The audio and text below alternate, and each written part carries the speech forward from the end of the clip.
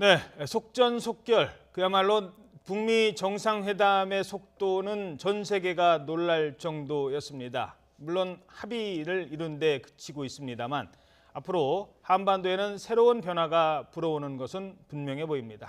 하지만 실제 북미 정상회담이 성사되기까지 돌파해야 할 난관도 적지 않습니다. 네, 비핵화 검증과 제재 완화 등 핵심 쟁점들을 놓고 북미 간의 신경전이 예상되는 것으로 전망할 수 있습니다.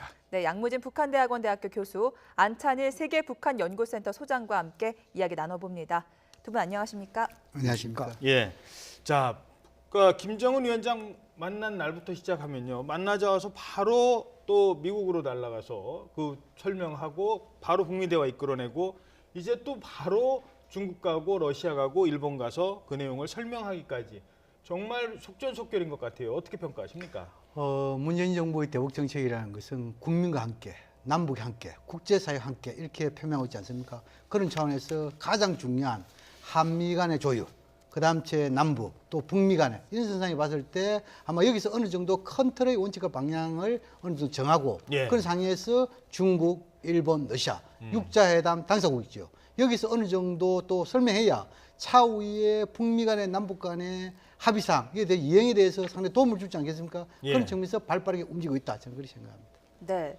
자, 트럼프 대통령이 이 우리 특사단의 얘기를 듣고 북미 정상회담에 대해서 오케이 하기까지 45분밖에 걸리지 않았다고 합니다. 게다가 처음에는 4월에 만나겠다고 했는데 우리 특사단이 좀 만류를 해서 5월로 정해졌다고 하는데 이런 속전속결의 결정의 배경은 뭘까요?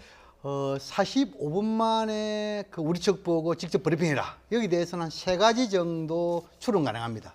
첫 번째는 너무 기분이 좋아가지고 적극적인 판단 아니냐 이렇게 볼 수 있고, 두 번째는 아마 혹시 이 중대한 문제가 강요들 간 논의하면은 오해 왜곡 소지이기 때문에 아마 그런 차원에서 직접 발표해가지고, 마지막 세 번째는 혹시 북미 간의 대화가 잘못되면은 책임 전가의 명분이겠죠. 한국 측 돌리는 그런 측면에서 아마 했다 볼 수 있고, 그다음 지금 이제 트럼프 대통령이 그래도 최고 많은 정보를 가지고 있지 않겠습니까? 나는 지금 봤을 때 남북미 3자 속에서 한미 간의 사전 조율, 그다음 남북 간의 조율, 북미 간의 조율, 이 선상에서 어느 정도 이 트럼프 대통령이 나름대로 자신이 원하는 비핵화 이 부분에 대해서 확신을 가지기 때문에 아마 그러한 조치를 내린 것이 아닌가 생각됩니다. 예. 자, 북한은 그러면 왜 속도를 냈을까요? 그것도 이제 좀 따져봐야 되는데요. 북한이 먼저 남북 정상회담부터 하자라고 했던 것도 북한의 제의였고, 그때 문재인 대통령이 북미 정상을 먼저 좀 하시죠라고 하니까 그럼 내가 만날 용의가 있다고 한 것도 김정은이었고, 왜 그랬을까요?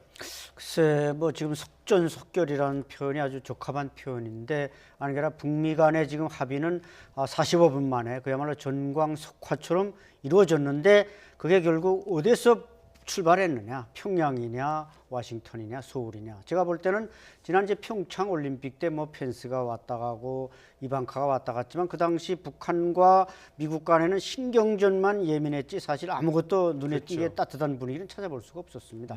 그렇지만 제가 볼 때는 이번 이 모든 속전속결의 진원지는 결국 평양이 아니겠는가. 이제 지적하신 대로 과연 평양이 우리가 지난해 이런 때만 해도 우리가 출래 불래춘이라고 봄은 왔대 봄이 아니라는 말을 했는데 불과 1년 만에 이와 같은 변화가 온 것은 결국 북한이 그만큼 좀 다급해 맞았고 뭔가 경제적으로나 위기에 처하고 있고, 저는 그 압박이 미국의 제재와 압박이 효과를 내고 있다. 그게 동의하면서 결국 이번 변화의 말하자면 출발점은 평양으로 보는 게 정상이 아니겠는가 이렇게 생각합니다. 예. 네, 5월까지는 아직 시간이 조금 남았습니다. 그때까지 이 분위기를 잘 이어가야 할 텐데요.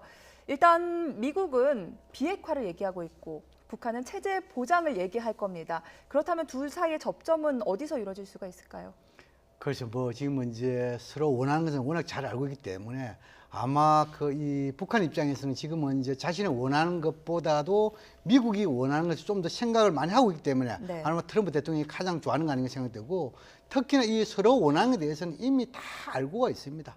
예를 들어 가지고 북미 간의 제네바 합의, 또 그리고 2005년도에 9.19 공동성명, 또 2000년대 돌아보면 이 북미 공동 커뮤니케 있습니까? 여기 보면 뭡니까? 비핵화, 관계 정상화, 평화체제 이런 게 다 있기 때문에 아마 이런 부분에서 더 서로가 더 잘 알고 있기 때문에 아마 이번에 된 것 같고, 근데 지금 이제 우리 이 안찬일 박사께서 이 모든 결정에서 핵심적인 것은 평양이라는데 저는 그에 대해서는 조금 다릅니다. 컨트롤 봤을 때 한반도 문제와 관련해 가지고 총 감독은 문재인 대통령, 그리고 여기에 대한 연출자는 서훈 국정원장과 미국 CIA 국장인 폼페오, 또 그리고 주연 배우는 트럼프 대통령과 김정은 위원장. 이래서 이러한 분들이 나름대로 한반도의 드라마를 써나가고 있다. 저는 그렇게 생각을 합니다. 예, 뭐 그거야 이제 역사가 이제 평가를 그렇습니다. 예. 결과에 따라서 할 것 같습니다. 자, 미국은 이렇게 얘기를 합니다. 조금 빠른 거 아니냐. 너무 이렇게 급하게 얘기를 막 하니까 이러다가 서로 둘이 만나고 아무런 그 결과도 못 내면 어떻게 하느냐라고 얘기를 하니까 그렇지 않다. 즉흥적인 결정이 아니었다. 트럼프가 만나자고 하는 것은 지금이 최적기라고 판단했기 때문이다라고 했습니다. 지금이 최적기라고 판단을 한 이유는 그동안 계속 우리가 압박을 했고 그 압박의 결과라는 거거든요. 자, 그러면 그 전제 조건, 그 압박은 계속될 것 같습니까? 어떻게 보십니까? 글쎄, 폼페이오 국장은 뭐 누차 지금도 압박은 진행될 거고 앞으로 대화가 진행되는 동안에도 압박은 계속될 것이다. 그렇게 지금 주장하고 있는데 또 그 압박이 단번에 뭐 스탑하면 북한이 또 다른 생각을 품을 수 있고 현 단계에서 보면 이미 비핵화는 어떤 모라토리움엔 들어갔다. 유예되지 않았습니까? 북한은 아무것도 4월, 5월 일단 실험은 안 한다니까요. 일체 뭔가 도발할 움직임을 안 보이고 있고 풍계리에서도 어떤 움직임도 안 보이고 있는 것은 일단 비핵화의 3단계인 첫 단계 모라토리움에 들어갔다는 것은 눈으로 나타나고 있습니다. 따라서 북한이 어떻게 하느냐만이 남아있지 미국의 요구, 우리 대한민국의 요구는 명약 관화합니다. 북한의 비핵화를 명백히 보여라. 그런데 과연 김정은 위원장이 과거 같은 상황이 어떤 사회주의 관성이 지속되고 중국의 원조가 어느 정도 진행된다면 저렇게 나왔을까요? 그렇지 않다는 것이죠. 그렇죠. 뭔가 벼랑 끝에 섰다는 걸 직감했고 나름대로 얻어낼 걸 얻어내는 조건부 비핵화로 가는 것이 체제 재생산에 유리하다. 그래서 이렇게 지금 현 단계로 나왔기 때문에 그게 많은 의문점이 남아있지만 저는 그걸 일단 신뢰를 하고 회담에 들어가야 되고 이자 양 교수님 말씀한 뭐 우리 총감독 문재인 대통령 저도 그게 추후의 의지가 없습니다. 문재인 대통령이 잘 중재했기 때문에 이와 같은 일이 일어났지 중재자가 없었다면 북한도 머뭇머뭇거리면서 아마 지난해 이런 상태로 남아있을 겁니다. 예. 네. 미국은 이제 대화 과정에서 검증 가능하고 또 돌이킬 수 없는 핵폐기를 요구할 겁니다. 북한이 여기에 어디까지 응할 것이냐 이것이 궁금한데요. 이런 주장이 나왔습니다. 북핵 산찰이 반드시 이루어져야 한다는 주장인데요. 자유한국당 김영우 의원의 이야기 함께 들어보겠습니다. 정말 북한의 그 핵폐기에 대한 의지가 확인되기 위해서는 핵사찰 이런 게 이제 반드시 이루어져야 되는데 어느 시설을 어느 단계까지 보여주느냐가 문제입니다. 과거에도 그냥 뭐 문서로 하자, 직접적인 핵사찰보다는 문서로 하고 이렇게 적당히 하고 이런 것을 북한이 주장하면서 또 핵 동결 합의가 깨졌거든요. 그래서 1차, 2차 핵 위기를 이제 맞았었는데. 그럴 가능성이 좀 농후해 보입니다. 그래서 이제 우리가 결과를 잘 도출해내는 게 중요한데 그러기 위해서는 일단 한미 간의 공조가 굉장히 중요해요. 옛날에 제네바 합의 때도 1994년도에 말이죠. 우리가 이제 북미 간의 회담을 주도하고 이끌어냈는데 나중에는 우리가 창밖의 남자가 됐다는 거 아닙니까? 북미 간에는 계속 회담을 하는데 우리가 그 내용을 몰라가지고 그렇게 당황스러운 때가 있었는데 이것도 잘못하면 그렇게 될 가능성이 있죠. IAEA의 사찰을 받아들이는 게 비핵화의 첫걸음이라는 주장이 꽤 나오고 있는데 북한이 여기 얼마나 동의를 할까요? 사찰 상당히 중요합니다. 93년도에 제1차 북핵 위기가 발발됐을 때도 그 북한과 IAEA 간에 특히 IAEA가 특별 사찰을 요구했는데 북한이 받아들이지 않았죠. 또 그리고 2008년 12월 달에 육자회담이 중단될 때도 지금 이제 북한은 부분 사찰 또 미국은 전면 사찰, 이 사찰에 대한 방법을 둘러싸고 육자회담이 깨졌다는 이야기도 있습니다. 어떻든 간에 지금은 이제 적어도 이 북미 간에 핵과 관련돼가 이야기하려면 먼저 북한이 핵 개발 프로그램에 대한 보고서부터 먼저 미국에 제출해야 됩니다. 뭐 미국 아니면 육자회담국에게. 이미 2006년도에도 그런 사례가 있습니다. 15,500페이지요. 그다음 이것을 가지고 검증을 하게 됩니다. 그럼 검증하면 검증단 위원회가 있어 아마 IAEA 되고 그다음 이 검증에서 어느 정도 통과되면 그다음에 뭐냐 또 새로운 단계 합의가 있어야 됩니다. 그런 측면에서 가장 중요한 것이 북한이 얼마나 성실하게 핵 프로그램 보고서를 제출하느냐. 두 번째가 여기에 대한 사찰에 대해서 얼마나 적극적으로 호응해 주느냐. 이것이 관건이 아닌가 생각됩니다. 지금 김영우 의원 전화 통화 중에 이제 94년 제네바 합의 때 우리가 합의를 이끌어 놓고 나중에는 북미 간의 대화 회담 내용을 우리 정부가 몰라가지고 창밖의 남자가 됐었다라는 지적을 했는데 그때 상황이 어떤 건지 간단하게 먼저 설명을 해주시죠. 이 93년도에 이 북한이 NPT 탈퇴를 했죠. 여기서 제1차 북핵 문제가 발표되고 그 이후에 북미 간에 서로 대화가 있었는데 결국은 뭐냐면 제네바 합의.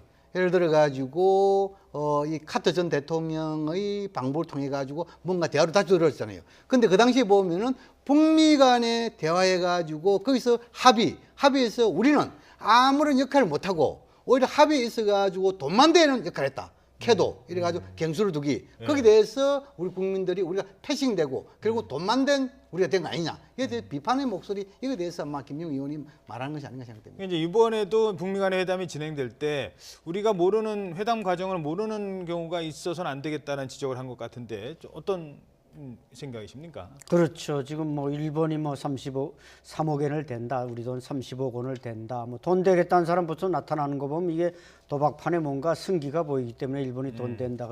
예. 그렇지 않다면 돈 된다는 얘기 안 나왔을 텐데 과연 그 94년에 그 제네바 합의 이후에 이제 지적하신 그 돈만 되는 우리가 처지가 된다면 이것도 곤란해지죠. 북한도 돈만 거둬들이고 이것을 또 원점으로 돌려도 문제고 제가 볼 때는 그렇기 때문에 이번에 어떤 그 캐도 체제와 비슷한 어떤 집단적인 북한의 비핵화 프로그램을 할 때는 반드시 우리가 먼저 정상회담을 하지 않습니까? 판문점에서 하기 때문에 거기서 비핵화 문제의 모든 초안들은 남북한 당사자가 만들어내고 미국은 단지 북미 관계에서 어떤 평화협정이라든지 평화로 체결하고 물론 실질적인 검증은 뭐 풍계리라든지 영변이라든지 뭐 심지어는 저 철산의 동창리라든지 북한의 미사일과 핵무기 개발과 관련된 모든 시설은 당연히 현장 검증을 해야 되겠죠. 그래야 불가역적인 비핵화가 되고 근데 또 하나 걱정되는 것은 한 가지가 있습니다. 그것은 뭐냐면은 북한이 이미 약 10여 개 이상의 핵무기를 만들었다. 네. 그걸 사실 어디다 갖다 지하갱도 깊숙이 감춰놨다. 이것도 우리는 일부 군사 전문가들이 말하고 있는 바와 같이 우려돼야 할 사항이지만 나머지에 대해서는 북한이 어느 정도 보여줄 자신이 있고 검증 가능하기 때문에 저렇게 지금 강하게 나오지 과거 94년처럼 그렇게 얼렁뚱땅 뭐 2007년 그 야장간 같은 냉각탑이나 하나 폭파시키는 식의 이 헐리우드 액션이 미국과 우리에게 통하지 않는다는 걸 북한이 알고 있기 때문에 여기에 대한 지나친 우려는 금물이라고 생각합니다. 북한이 과거에도 2007년에도 이런 사찰을 수용했다가 파기한 적이 있지 않습니까? 지금 한 10년 정도 지났는데 지금은 핵무기도 훨씬 늘고 핵 능력도 훨씬 고도화됐는데 그래서 검증이 더욱 까다로울 것이다라는 우려도 있습니다. 그런데 지금은 이제 25년 동안에 북핵 문제를 둘러싸고 많은 합의되고 또 결렬됐죠. 특히 합의에서 이행된 부분도 있습니다. 뭐 예를 들어 가지고 북핵 동결, 불능화까지 갔지요. 그런데 여기에 대해서는 북한에 대한 일부 물론 북한이 더욱더 이 합의에 대해서 파기한 사람은 많지만도 네. 주변 국가 특히 북한, 미국 간에 서로 속고 속였다. 저는 그렇게 이해를 합니다. 왜냐하면 94년도 제네바 합의하고 나서 3개월 내에 북미 간의 수교 협상을 하게 되었습니다. 그런데 미국이 하지 않았습니다. 왜냐하면 그 당시에 민주당 간에 합의했지만도 공화당이 의석수가 더 늘어나가지고 공화당에서 반대가 못했습니다. 또 그리고 뭡니까? 9.19 공동성명 2005년만 보더라도 9.19 공동성명 잉크도 마르기 전에 미국은 비대위 사건을 드러냈죠. 그런 측면에서 서로가 할 이야기는 많다는 것이죠. 어떠나 지금의 상황에서는 그러한 과거의 경험적 이걸 다 리뷰를 해가지고 그런 것을 재발하지 않겠다는 그런 측면이 강하기 때문에 아마 그런 상황 오지 않을 거 보고 단지 이런 것 중에서 가장 중요한 부분은 방금 우리 안 박사님께서 말씀하신 대로 북한이 얼마나 성실한 자세로 신고서를 제출하는 겁니다. 예를 들어가지고 핵무기가 예를 들어 지난 2005년도 그 당시에도 보면 있잖아요. 지금 이제 한국과 미국은 정보당국이 북한의 핵물질이 한 40 내지 50kg 정도로 추정했잖아요. 그런데 북한이 실제 신고한 것은 30kg입니다. 여기서 20kg 정도의 오차 범위가 있단 말입니다. 그래서 가장 중요한 대목은 특히 북한이 신고한 거. 그 다음 또 한 가지 뭐냐면 지금 이제 아무리 정보를 가져라도 98년도 이런 사례가 있습니다. 한국과 미국은 북한의 금창리에 아마 비밀 핵시설, 다시 말해서 핵물질 생산하는 곳이 있을 것이다. 이렇게 했는데 북한에서는 어떻게 주장하냐면 좋다. 그럼 거기에 대해서 사찰을 하려면 사찰에 대한 비용을 내라 이랬어요. 그래서 우리가 비용을 뭐냐면 식량 50만 톤, 100만 톤 운운하면서 일단 우리가 돈을 냈죠. 예. 그런데 실제 검장리에 가보니까 북한의 핵은 핵자도 없고 그냥 빈 거리였단 말입니다. 이게 얼마나 한미정보당국이 허술한가 보여줬단 말입니다. 그런 측면을 봤을 때 한미정보당국도 좀 더 객관적인 정보를 모으는 것도 필요하고 북한도 성실한 신고 자세 이것이 돼야만이 비핵화를 이루는 데 도움이 된다 이런 생각이 듭니다. 그러니까 아까 말씀하신 것처럼 정작 뭐 별 필요도 없는 핵시설 폐기한다는 거 그거 믿고서는 우리가 도와주고 북한의 요구를 들어줘서는 안 된다는 그런 얘기인 것 같습니다. 미국 얘기가 계속 이렇게 진행이 되다 보니까요. 일본하고 중국이 그동안 조금 소홀했다 이런 얘기들이 나왔는데 다른 건 몰라도 일본 얘기는 아까 잠시 지적을 한 것처럼 갑자기 일본이 돈을 대겠다고 합니다. 핵사찰 받으면 그 비용 우리가 부담하겠다. 일본이 적극적으로 나선 배경, 잠시 전에도 설명을 했습니다만 일본의 배경 설명을 좀 해주시죠. 네, 일본으로서는 이제 북한의 그 핵무기를 자신들의 어떤 군사 재무장의 좋은 명분으로 잘 써먹지 않았습니까? 근데 이제 그 분위기가 확 역전이 되니까 결국 이제 북한의 시장, 이 어떤 한반도의 평화가 올 때 북한의 시장을 또 일본은 생각할 수밖에 없습니다. 예. 사실 뭐 북한의 철도, 항만, 도로 모든 것은 거의 일제 때 건설된 것을 기본 토대로 하고 있기 때문에 일본은 그 북한의 시장에 항상 군침을 흘리고 있고 또 뭐 일본이 참가한다면 뭐 나쁠 것은 없겠습니다만은 그런데 이게 갑자기 이렇게 핵 문제가 비핵화로 타결된다고 할 때 대한민국과 미국 또 중국이 이제 거기에 다 주인이 되고 아닌 게 아니라 재팬 패싱이 나타날 것 같으니까 지금 선불을 낸다는 거죠. 선불을 대서 투자하는 그래서 뭐 이자라도 먹겠다는 이제 금전적으로 계산하면 그런 얘기인데 네. 어쨌든 그러나 이번 그 남북 이 비핵화 문제, 이 한반도 문제는 일본이 계산하는 것보다 더 빠른 속도로 갈 수 있다. 즉 제가 볼 때 북한은 원래 이제 와서 내가 뭐 결과론적으로 말씀드리는 게 아니라 북한의 원래 비핵화는 핵무장은 대미 외교용이었습니다. 사실은 뭐 70년대 남북한의 국력이 역전되니까 그때는 우리한테 먹힐까봐 했지만 사실 예. 그 이후에는 자기네가 그걸 하니까 미국이 자기를 주목하기 때문에 만드는 것이 이제 북한의 핵무장이기 때문에 북한은 이번 결정적인 기회에 이걸 안 하면 자신들이 체제 보장 더 이상 받을 수 없다 이런 판단하에 들어오다 보니까 일본도 그런 걸 다 읽었기 때문에 결국 이제부터 일본의 계산은 재무장보다는 경제 시장 침투에 대한 계산서로 좀 바뀌리라고 봅니다. 네, 일단 남북미 대화가 속도가 빨라지다 보니까 중국과 일본이 비상등 켜고 끼어드는 모양새인데 일단 운전대는 우리가 잡고 큰 그림은 우리와 북한 또 미국에 그려나가는 게 맞겠죠? 그렇습니다. 지금 이제 일본은 상황 적응 능력이 아주 탁월합니다. 돈 얘기부터 하는 거 보세요. 그렇죠. 특히 네. 아베 총리 같은 경우에는 이런 한반도의 긴장고 이것을 적절히 국내 정치에 이용을 많이 했죠. 그런 측면을 봤을 때 아주 이 한반도 문제, 국내 정치 이것이 서로 연계되는 그런 측면이 네. 있고 지금은 이제 일본이 발빠르게 지금은 이제 예를 들어 가지고 북한 핵사찰을 받으면 그에 대한 자지 장비 한국 돈으로 30억원 됐다. 이렇게 하고 있지만 그러나 실질적으로 육자에 대한 다 그거는 분담이 됩니다.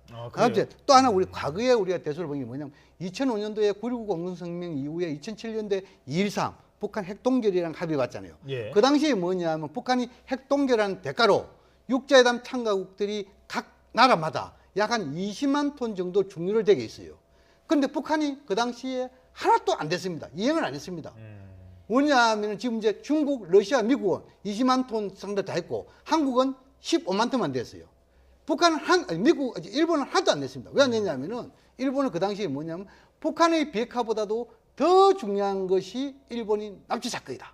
이 납치자 해결이 되지 않는 상태에서는 줄 수 없다. 이렇게 얘기했단 말입니다. 예. 그럼 일본은 뭐냐면 육자회담에 들어와서도 뭐냐니까 비핵화보다도 일본 납치, 국내 정치를 더욱더 중요시한 측면이 있단 말입니다. 그런데 갑자기 바뀌었네요. 이제 돈 그렇죠. 내겠다는 걸로. 그다음에 중국은 지금 이제 한반도에서 3원칙이 있습니다. 뭐냐면 첫째는 뭐냐면 한반도의 비핵화, 그다음에 평화 안정, 대화를 통한 문제 해결. 그런 세상에서 지금 이제 남북 대화, 북미 대화 상당히 적극적으로 환영하는 거 있죠. 그런데 이것도 지속적으로 지금까지는 뭡니까? 조금 약간 이 북한에 대해서 소홀히 등하는 측면이 있잖아요. 그렇다 하면 육자회담 의장국으로서 물론 육자회담 참가국들이 모두가 육자회담의 유용성에 대해서는 인정하지만도 이것이 어찌 보면 차라리 차후에 육자회담이 변형돼 가지고 예를 들어 가지고 유럽이 둔다 이렇게 하면은 중국의 영향력이 상당히 좀 약해지지 않겠습니까? 그렇죠. 그런 측면 봤을 때 아마 지금은 이제 전인데 끝나고 나면은 네. 중국도 나름대로 우리처럼 적극적인 아니더라도 뭔가 이 북한과 중국과의 관계 개선하면서 중재자인 역할, 육자적 의장국으로서 역할을 하지 않을까 그렇게 전망해 봅니다. 알겠습니다.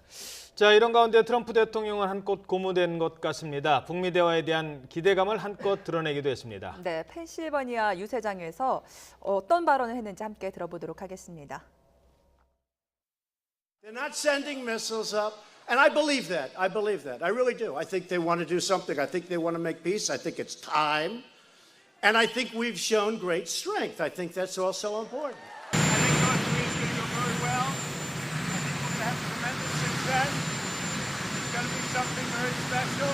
If it doesn't happen, I may leave fast, or we may sit down and make the greatest deal for the world and for all of these countries, including, frankly, North Korea. 자, 워낙 이 협상가고요. 트럼프가 즉흥적인 결정을 했다라고 하지만 또 그렇지 않다. 이게 고도의 전략이다라는 얘기도 있는데 트럼프의 전략은 뭐라고 보십니까?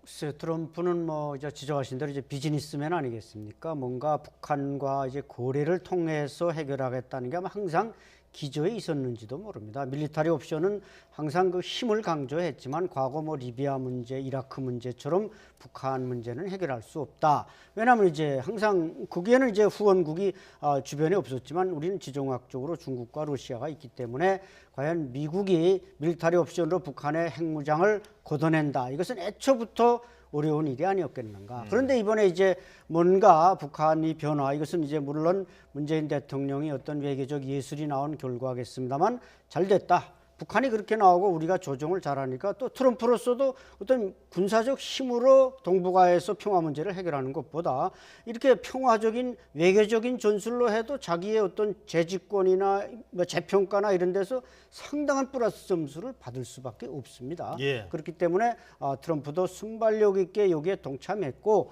모르겠습니다. 지난번에도 지난 정권 때도 뭐 제임스 클래퍼라든지 국가정보국장이 가끔 북한에 우리 몰래 들어가고 그러지 않았습니까? 예. 이번에 뭐 폼페이가 뭐 갔다 왔는지도 모르겠고 나름대로 어떤 뉘앙스들을 보면 트럼프도 뭔가 북한과 사전 접촉이 있었던 뉘앙스를 자꾸 풍기고 있는데 그러나 어쨌든 이번 결과는 우리 정부가 남북 정상회담을 이끌어내고 그 기조에서 일어난 모든 변화라고 평가해야 할 것입니다. 네.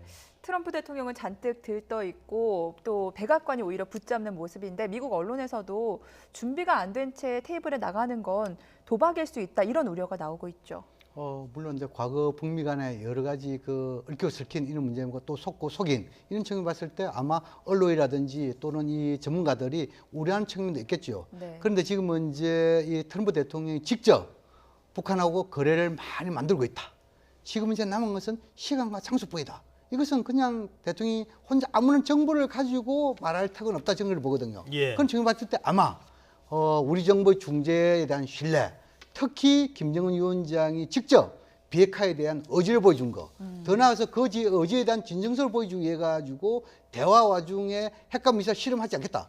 이것은 뭐냐면 트럼프 대통령 입장에서는 엄청난 뭡니까? 나름대로 비핵화에 대한 나름 자신감을 가지고 있다는 거 보지 않겠어요? 특히 지금은 이제 올 11일이 되면 미국의 중간선거 이전까지만 하더라도 한반도에 있어 가지고 적절한 긴장 고조가 이 트럼프 대통령의 중간선거에 도움이 됐다고 판단했는데 예. 지금의 상황에 봤을 때는 오히려 북한의 비핵화, 북미 대화 이것이 중간선거에 도움이 됐다 이렇게 판단하는 거고 그 근거로서 지금 이제 최근에 하원 의원 이런 중간선거에 대해서 많이 북미가 대화를 지금 이용하고 있지 않습니까? 예. 그런 측면 봤을 때 아마 트럼프 대통령도 여러 가지 정보 또 우리 정부의 이 중재에 대한 신뢰 모든 것을 고려해 가지고 자신감을 가지고 있는 것이 아닌가 생각됩니다.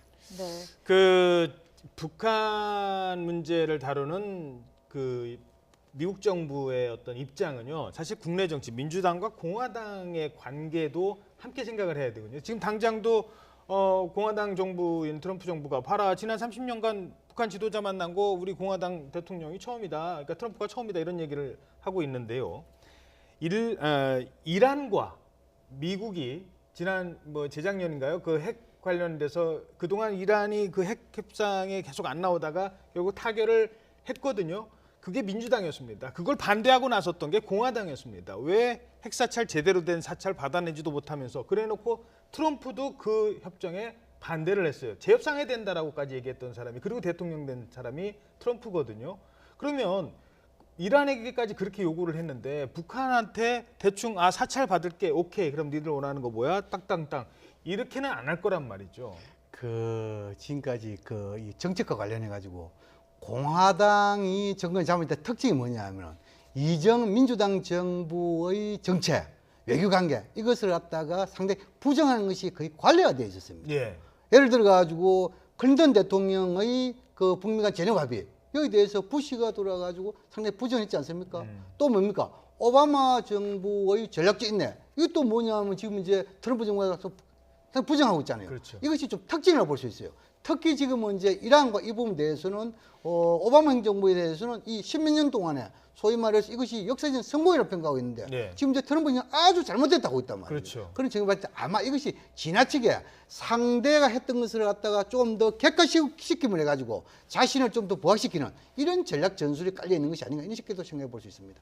예, 알겠습니다. 뭐 미국 정치와 관련된 문제는 좀 더 미국 중간 선거가 있기 때문에 그 부분도 고려를 해봐야 될 것 같습니다. 네, 김정은 위원장이 트럼프 대통령에게 보내는 특별 메시지가 있다고 하지 않았습니까?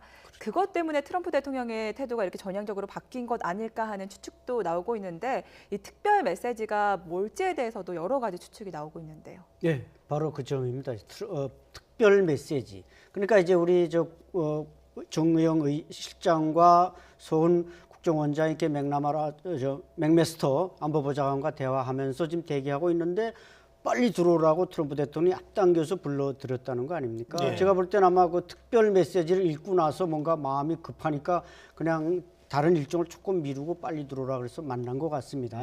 그게 바로 그 특별 메시지에 뭔가 특별한 게 들어있지 않는가. 그것은 정상회담 문제 외에 물론 조건부가 있습니다만은 비핵화 문제와 관련한 뭔가 파격적인 어떤 그 조치, 무조건 비핵화할 것이다. 그리고 뭐 주한미군 주둔 문제 우리 노터치다. 또 당분간 군사훈련도 노터치다. 이런 조건들이 있었을 수 아니면 있고. 북한에 억류된 네, 사람들. 그리고 이제 바로 그 점입니다. 3명 현재 우리 코리안 미국 시민권자가 3명 북한에 억류돼 있는데 그 사람을 무조건 석방한다든지 또 그 외에 우리가 알고 있지 못하는 북한과 미국 간의 어떤 몇 가지 매듭이 있을 수 있습니다. 정보나 이런 면에서 그것도 이제 일괄 석방하든지 풀어주겠다 이런 파격적인 조치가 있었기 때문에 트럼프 대통령이 그렇게 빨리 우리 대화 나누고 있는 두 특사를 불러들여서 45분 만에 뭔가 타협을 보지 않았는가 이렇게 볼 때 지금 북한으로서 미국에 줄 수 있는 것은 뭐 비핵화가 가장 우선이겠지만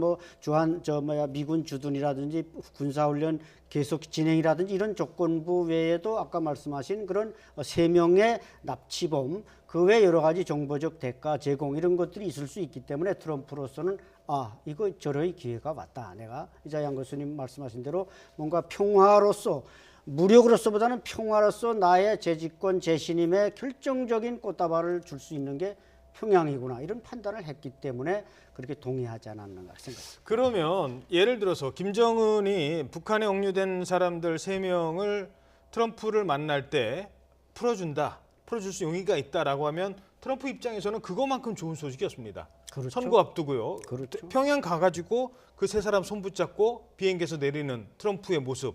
이거는 뭐 미국 정치사에서는 오히려 북핵 문제보다도 미국 선거에는 그게 더 영향을 미칠 수도 있는 거거든요. 그렇게 되면 이게 그런 것들만 합의가 이루어지고 정작 중요한 북핵 문제는 시간이 좀 걸리고 그것도 우리로서는 바라는 건 아니지 않습니까? 글쎄요. 지금은 이제 국제사회 또 우리 정부 이것은 결국 뭐냐면 한반도의 비핵화와 평화체제 구축이 가장 핵심 아니겠어요?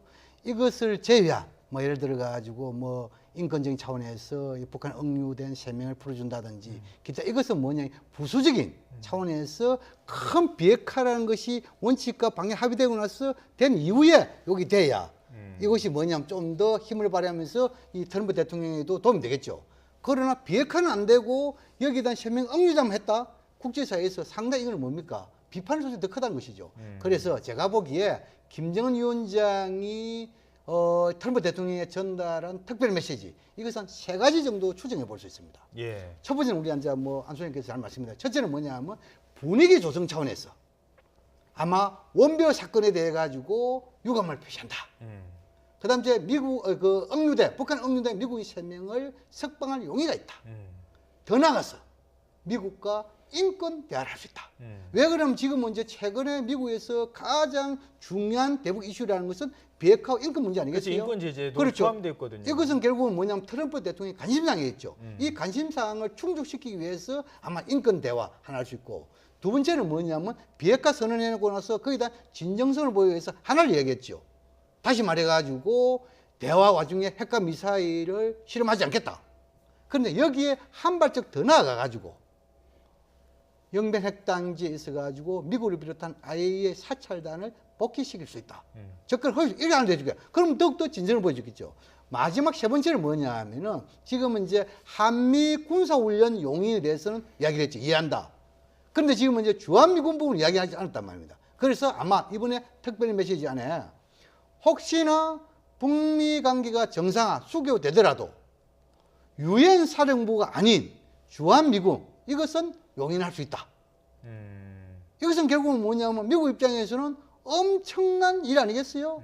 그래서 아마 이러한 세 가지 중에서 한 가지 아니면은 한 두 가지 정도가 특별 메시지에 포함되지 않을까 그렇게 추정해 봅니다. 예. 네, 이 김정은 위원장의 특별 메시지에 무엇이 담겼느냐? 여기에 평양에 미국 대사관을 세우는 이 북미 정상외교 수립에 대한 내용이 담겼을 것이다라는 추측도 나오고 있는데요. 이와 관련해서 민주당 송영길 의원은 이 북한이 미국과 동맹국 수준의 전략적 변화도 가능할 수 있다는 주장을 펼쳤습니다. 함께 들어보겠습니다. 이미 북은 주한미군 존재를 용인하고 있고요. 평화협정 체결로 가능하다고 봅니다. 네. 주한미군 철수 없는 평화협정. 우리 보수적인 분들이 항상 비판하기를 평화협정은 적과 통일의 노림수다. 평화협정을 통해서 주한미군을 철수시키고 결국 북한이 침략해 올 것이다. 이러한 시나리오를 말씀하시는데 네. 북은 이미 미국과의 거의 동맹국 수준의 그러한 전략적 변환도 가능할 수 있다고 봅니다. 네. 좀 다른 북한이 이야기 하나만 좀 짧게 좀. 있습니다. 네. 북한이 친미국가가 될 수가 있고 주한미군 존재를 이미 용인하고 있습니다. 네, 알겠습니다. 북미 관계가 정서가 된다고 한다면요. 네. 네, 이번에 대화가 잘 되면 북한에 이렇게 평양에 또 미국 대사관이 세워지고 북미 정상 외교도 가능해지는 겁니까? 그렇죠. 북한이 소망하는 게 바로 그것입니다. 북한 평양에 미국 대사관이 성조기가 휘날리고 백악관 워싱턴에 이제 자신들의 대사관을 세워서 인공위가 휘날리게 하면 자기네 체제는 존속한다. 이게 이제 북한의 계산 아니겠습니까? 마치 뭐 쿠바처럼요. 예, 쿠바처럼 말입니다. 그러니까 쿠바가 하는 걸 어떻게 보면 쿠바에 앞서간 걸음들은 북한이 상당히 배우고 싶었던 그런 문제입니다. 그런데 이제 이번에 아까 또 양 교수님도 설명했지만 이게 깜짝 놀랄 만한 그 메시지 중에는 아마 판문점에서 그냥 종전 체제를 이제 완전히 평화 체제로 바꾸는 종전 선언을 하자. 뭐 이런 메시지도 6.25 전쟁 종전 예, 선언에 6.25 대해서. 전쟁의 당사자는 북한 측에서는 북한과 중국인민해방군, 우리 측에서는 유엔군, 미국이죠. 즉 그렇기 때문에 이걸 뭐 평화 이제 체제로 완전히 한반도에서 전쟁은 끝났다. 이것도 엄청난 일입니다. 2차 대전 이후에 이런 엄청난 국제정치 변화가 있을 수 있겠습니까? 북한이 아마 김정은이 그걸 제안했는데 물론 뭐 트럼프가 거기에 이렇게 귀가 반짝 동할 건 아니겠습니다만은 어쨌든 북한도 지금이 아니면 체제를 존속시킬 수 있는 유일한 기회는 두 번 다시 오지 않는다. 문재인 정부 있을 때 이걸 해결하지 않으면 모든 내부 문제는 고갈되고 체제에 어떻게 보면 위기가 정점에 비등점에 달하고 있기 때문에 이번 기회를 최고의 기회로 여겼기 때문에 북한은 모든 걸 말하자면 좀 보일 건 다 보이겠다. 그러나 우리가 생각할 때 그러면 북한이 미국과 동맹 체계가 돼서 유지되면 북한의 체제는 영원하냐? 그렇지 않다는 것이죠. 꼭대기가 변하면 북한 밑도 변하게 돼 있습니다. 북한 밑에 시민 계층이 자유민주주의 체계로 가는 걸 안다면 그 독재 체제는 영원할 수가 없는 것입니다. 이런 점에서 우리가 거시적으로 봐야지 미국이 북한을 구제해 준다 이런 식으로 계산하면 그것은 계산이 좀 잘못된 거라고 봅니다. 거기서 한 걸음 더 나간 사람들도 있습니다. 결국 북한이 체제가 보장이 된다면 좀 먼 얘기입니다만 앞으로 자본주의를 수용하는 형태의 이른바 투트랙 가능성도 있다. 이런 주장도 있습니다. 민주당 홍익표 의원의 얘기입니다. 사실상 김정은 시대에 들어와서 급격하게 경제 분야에서는 굉장히 많은 변화가 있었습니다.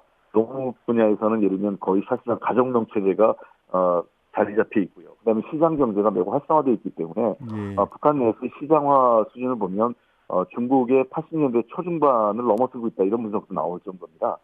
그렇기 때문에 저는 사실상 이제 경제와 정치가 분리된, 즉 정치에 있어서는 김정은 체제 또는 이 북한 노동당의 그 지배 체제가 강화하는 속에서라도 경제 부분에 대해서는 부분적으로 시장 경제라든지 또는 자본주의 요소를 수용하는 그런 형태의 이중 트랙으로 갈 가능성이 높다고 보고, 이게 중국식 개혁이든 뭐 아니면 뭐 북한식 개혁으로 이름 붙여서 어떠한 형태든 간에 그러한.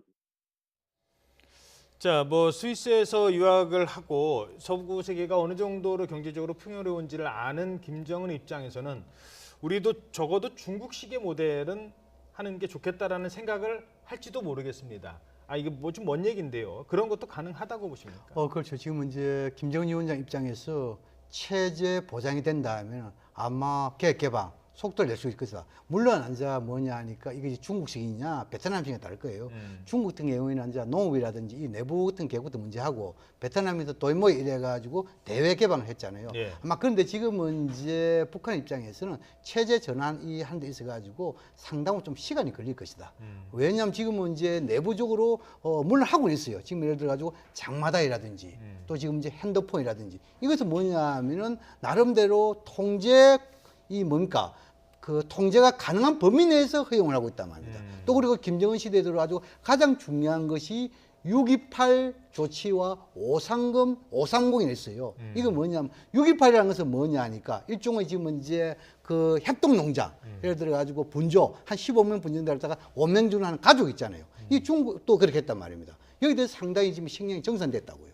그다음 지금 이제 530 조치라는 건 뭐냐면 조그만 기업체 있잖아요. 여기에 대해서 기업의 자율권, 예를 들어가 지배인들 그 자율권을 보장하는 것이죠. 이랬는데 이것도 뭐냐면 지금은 이제 성과가 나다 보니까 이 좀 뭐랄까 중앙에서 하다가 지방으로 확산되는 있어요. 예. 그것도 아마 이것도 역시 계획 개방 연장선인데 어떻게 되면은 지금 이제 북미 간에 나름대로 수교가 되고 또 그리고 지금은 이제 김정은 위원장이 확고하게 남북이 잘 된다 하면 언제든지 계획 개방에 대한 속도를 낼 가능성이 있다. 저는 그렇게 전망합니다.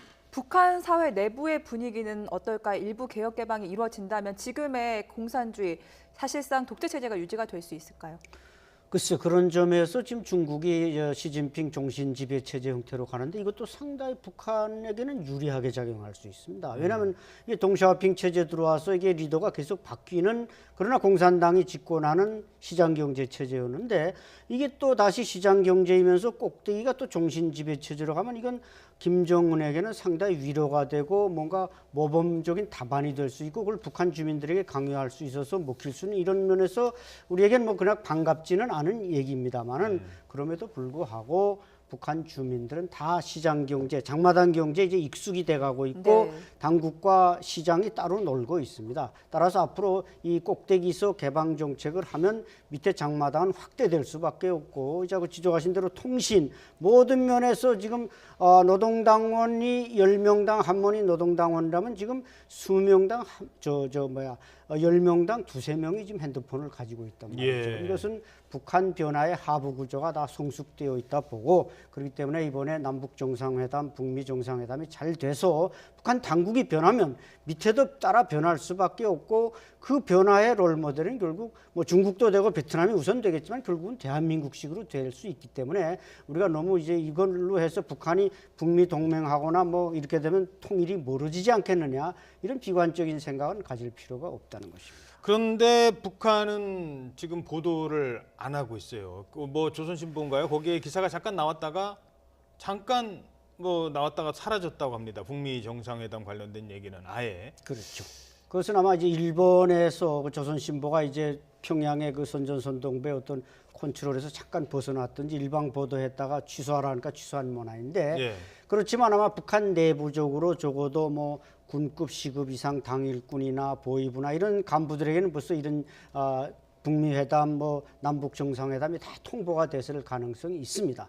과연 이제 어느 시점에 가서 이걸 북한이 뭔가 선물처럼 우리가 김정은 위원장이 탁월한 리더십으로 이런 정상회담을 이끌어냈다, 이걸 이제 터뜨릴 그 타이밍만 노리고 있는 것이지 언젠가는 뭐 크게 보도할 가능성이 있습니다. 이제 그 부분이거든요. 그러니까 김정은이 개혁 개방을 해야 되고 뭐 북한 경제 문제를 풀어야 되고 앞으로 북한을 이끌어갈 지도자의 입장에서는 고민을 많이 했겠죠. 그래서 결국 우리가 하는 거는 핵을 좀 포기하더라도 경제 제재에서 벗어나는 거고 그렇게 해서 우리가 잘 사는 게 이 조선이 잘 사는 것이다, 북조선이 잘 사는 것이다라고 했을 때 거기에 대해서 그 강경 군부들이나 이런 사람들은 그게 무슨 말입니까라고 하면서 거부감을 느낄 수 있는 사람도 분명히 있다는 거죠.